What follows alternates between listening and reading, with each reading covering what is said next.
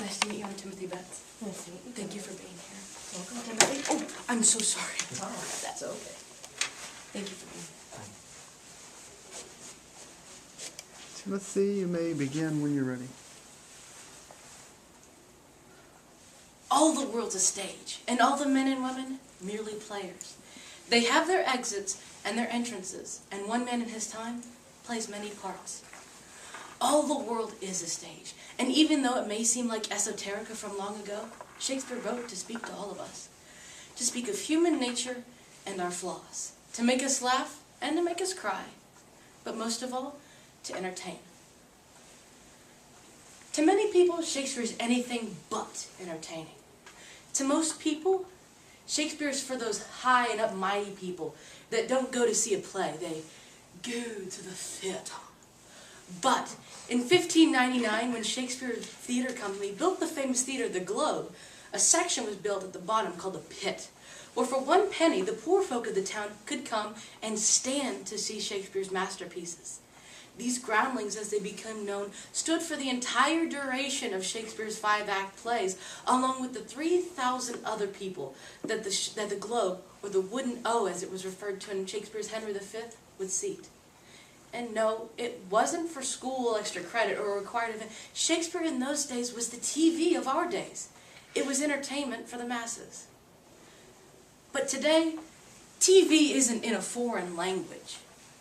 To many people, Shakespeare seems to be but a great feast of languages that got muddled in the proceedings of time. To many, Shakespeare is dull and dense and boring and hard to understand.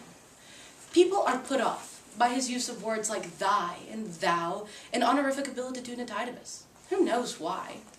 If you were to ask a teenager nowadays what language Shakespeare wrote in, they'd probably go, Shakespearean? People ignore the fact that Shakespeare was one of the first great playwrights to write in English.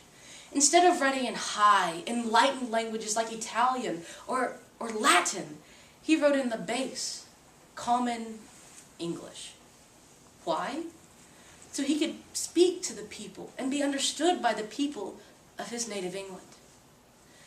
Another thing that's often overlooked by even the most scholarly is that the largest group of Shakespeare's plays is the comedies. They're meant to be funny.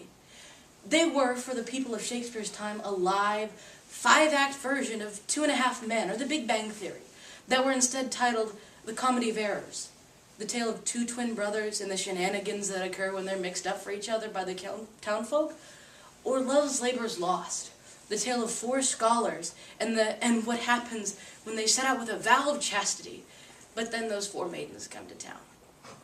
What we see on television right now is so similar to what we see in Shakespeare's writing, it makes you wonder, where are these writers getting their material?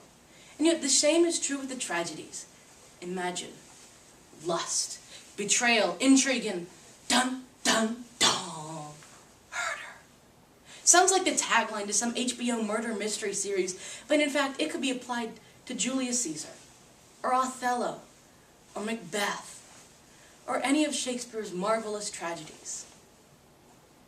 Even though it may not seem like it, Shakespeare wrote to speak to all of us, to speak of human nature and our flaws, to make us laugh, yes, to make us cry, but most of all, to entertain each and every one of us. So friends, Romans countrymen, I come to praise Shakespeare, not to bury him.